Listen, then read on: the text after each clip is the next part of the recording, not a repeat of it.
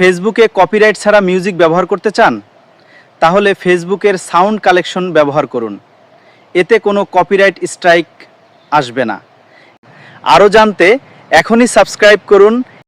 Google ক্রোমে আপনাকে ফেসবুকটি log in করে নিতে হবে। এজন্য আপনাকে www.facebook.com লিখে গুগলে সার্চ করে দিবেন। সার্চ করে দেওয়ার পর আপনাকে একটু অপেক্ষা করতে হবে। তো এখানেই কিন্তু আপনার ফেসবুক আইডিটা লগ ইন করতে হবে।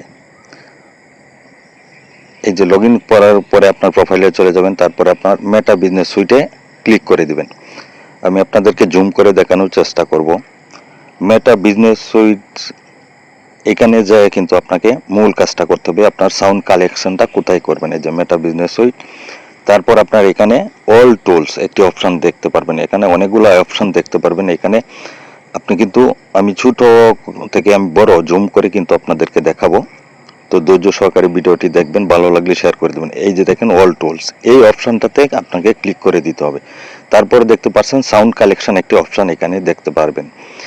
তো এখানে অনেকগুলো অপশনের মধ্যে কিন্তু সাউন্ড কালেকশন যে অপশনটা আপনার খুঁজে বের করতে হবে।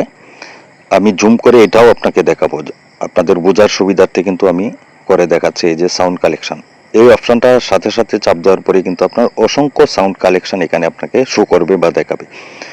এই যে দেখেন,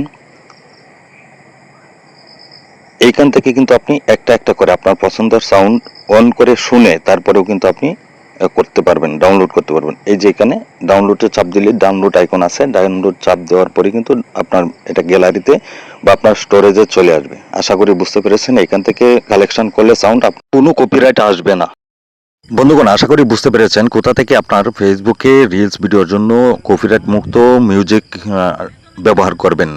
তো সকলে ভালো থাকবেন, সুস্থ থাকবেন। আল্লাহ হাফেজ, আসসালামু আলাইকুম।